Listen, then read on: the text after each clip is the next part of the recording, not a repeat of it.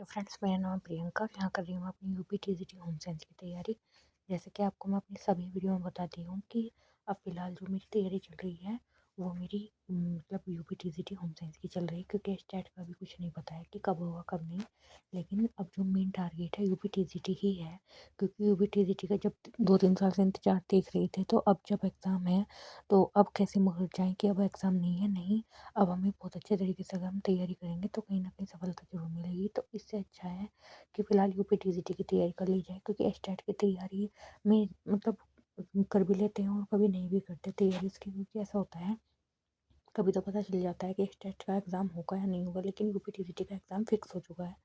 तो उसी के आधार पर जब एग्ज़ाम फिक्स हो गया तो उसे मतलब ज़्यादा इम्पोर्टेंस देनी चाहिए इस चीज़ को, कि मतलब ऑफिशियल न्यूज़ उसकी आ चुकी है कि उस पर मतलब उसका रिजल्ट पे है पड़ा हुआ कि यूपीटीजीटी का एग्ज़ाम तब होगा और पीजीटी का तब होगा, ऐसे मतलब है उस पर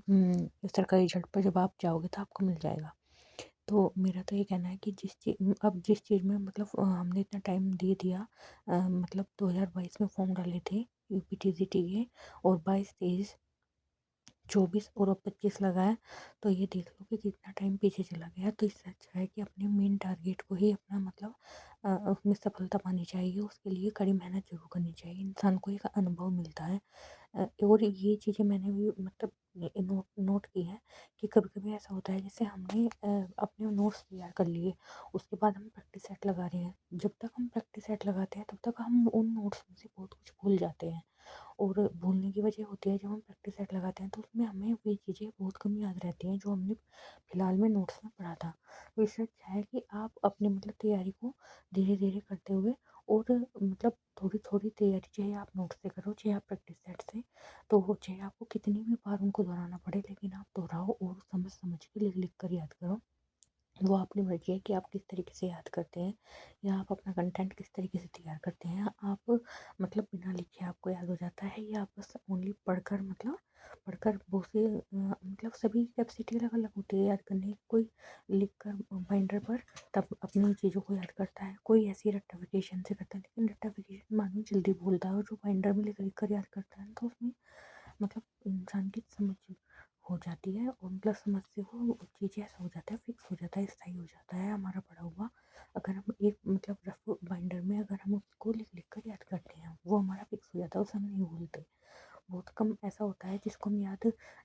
लिख कर नहीं करते, वो याद नहीं होता। और मेरे साथ तो ये ज़रूर है, क्योंकि मैं पहले से ही एग्ज़ाम में ऐसे ही क्या करती थी, मतलब लिख-लिख कर याद करना हर चीज़ को, तो वो स्थायी था मतलब दिमाग में, उसे भूलता नहीं है इंसान। अगर आपने एक बार मतलब स्थायी तरीके से याद कर लिया समझ कर, और 1-2 बार और उसका रिवाइज़ कर दो, बिल्कुल फिक्स हो जाएगा। तो मेरा ये कहना है कि अब हो ऐसा रहा है जैसे कि नोट्स हैं और उसके साथ-साथ प्रैक्टिस सेट है, तो नोट्स हमने मतलब तैयार कर लिए, और हम प्रैक्टिस सेट लगा रहे हैं। तो हमारे साथ ये प्रॉब्लम है कि जो हमारे प्रैक्टिस सेट रहेंगे उसमें बहुत सारे क्वेश्चन ऐसे हैं जो हमारे नोट्स में नहीं दिए हुए, और अगर हम उनको याद भी करना चाहें तो उसकी जो व्याख्या है वो बहुत कम है। तो वो चीज़ें ना नेट से हमें ढूँढ-ढूँढ करके तैयार करनी होती हैं कि हम किस तरीके से, जैसे प्रैक्टिस सेट में बहुत सारे क्वेश्चन बहुत अजीब तरीके के होते हैं जो हमारे नोट्स में नहीं होते, तो हमें फिर गूगल से सर्च करके उसका पता लगाना पड़ता है कैसे-कैसे इसकी थ्योरी क्या है। क्योंकि जो प्रैक्टिस सेट होते हैं उसमें किसी-किसी की तो व्याख्या अच्छी तरीके से होती है, किसी-किसी की एक लाइन में ही व्याख्या होती है बस। तो मेरा तो यही कहना है कि मतलब आपको कंटेंट चाहे कहीं से भी मिल रहा है, कैसे भी मिल रहा है, आप याद करो, और ज़्यादा से ज़्यादा टाइम अपनी पढ़ाई को दो। ये मौके बार-बार नहीं आते कि 1 साल में एग्ज़ाम आता है और फिर इंसान की एज निकल जाती है। तो आप समझ जाओगे जब 3 साढ़े 3 साल में ही पेपर आया है, तो मतलब पता नहीं कितने बच्चों की एज निकली हुई अ, हो जाती है। फिर मतलब ऐसा तो नहीं है खैर, फॉर्म जब भरते हैं तो गवर्नमेंट जब एग्ज़ाम लेती है तो उसमें फिर एज का शायद मुझे ज़्यादा तो पता नहीं है, लेकिन 40 साल हैं टीचर के लिए। और मैं तो बस यही कहूँगी कि आप मतलब जल्दी से जल्दी जॉब मिल जाए, ये नहीं कि भई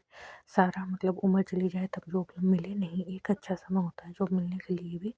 कि मतलब अ, इंसान को अच्छे वक़्त पर अच्छी चीज़ें मिल जाए, तो वो सबसे अच्छी मतलब रिज़ल्ट देता है। और इंसान को अगर देर में कोई चीज़ मिल रही है या देर में मतलब जॉब मिल रही है, तो उसके बेनिफिट इतने नहीं होते जितने पहले लगी जॉब के होते हैं। वो तो आप सभी जानते हैं। लेकिन मेरा ये कहना है कि फ़िलहाल अपना जो मेन फ़ोकस है फ़ोन-वोन से इधर-उधर से मतलब अब मेरे साथ भी ऐसा हो रहा है कि वीडियो देर से आ रही है। वीडियो देर से आने का कारण है कि फ़िलहाल मैं अपने मायके में हूँ और मतलब मायके में अपना ये भी होता है कि अपने बच्चे का भी ध्यान रखना, मम्मी नहीं है तो मतलब अपने बच्चे का भी ध्यान रखना, एक तो काम में भी हाथ बटाना भाभी के साथ, तो इस वजह से टाइम कम ही मिल पा रहा है। टाइम तो वैसे मतलब सही मिल रहा है, प्रॉपर मिल रहा है, लेकिन टाइम कुछ चीज़ें अपने हाथ में होती हैं कि किस चीज़ को कैसे, किस काम को शॉर्ट करके अपनी पढ़ाई को ज़्यादा से ज़्यादा टाइम दिया जाए। तो मैं तो यही कहूँगी कि अगर आप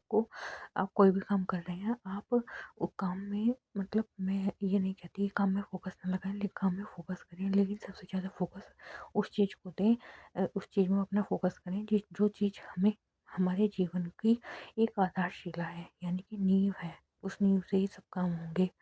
तो मेरा ये कहना है कि अगर नींव ही मजबूत नहीं होगी तो कुछ भी नहीं हो सकता है। तो इसलिए मैंने अपनी नींव मजबूत करनी है और मतलब अच्छा रिजल्ट लाना है, और मैं सभी से यही कहूँगी कि मेरी वीडियो बहुत कम आ रही है क्योंकि मैंने आपको बताया मैं मायके में हूँ, इस वजह से। वैसे ससुराल में मेरी वीडियो कम ही आती थी, ये बात नहीं है, दोनों सिमिलर ही हैं, लेकिन ये है कि बच्चे के साथ और अब मैं अपनी ज़्यादा टाइम पढ़ाई को दे रही हूँ, जिस इस वजह से मेरी वीडियो नहीं आ रही है। तो मेरी वीडियो 2 दिन मतलब लेट भी हो जा रही है, तो ऐसा कुछ नहीं है कि मतलब मैं यूट्यूब ज़्यादा चला रही हूँ या मैं इंस्टा, फेसबुक नहीं, मैं बहुत कम चला रही हूँ। तो वीडियो इस वजह से कम आ रही है मेरी, क्योंकि मेरे जो ज़्यादा टाइम है वो पढ़ाई में जा रहा है इस वजह से। तो आज की वीडियो इसलिए थी। Thank you very much.